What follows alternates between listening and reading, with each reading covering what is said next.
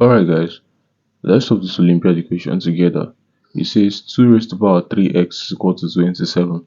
Okay, so how do we solve this?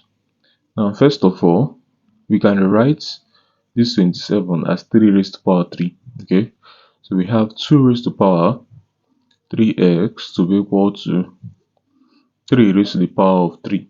Alright, now using the law of indices, we have a law that says that we have a raised to the power m all raised to the power of n.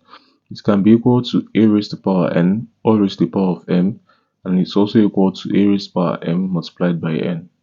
Okay, so applying this law here, we have that this can become 2 raised to the power x all raised to the power of 3 to be equal to 3 raised to the power of 3. Alright, now comparing, you say when the powers are the same, the bases are equal. Alright, so this and this are the same, so you equate this base. So you have 2 raised to the power x is equal to 3.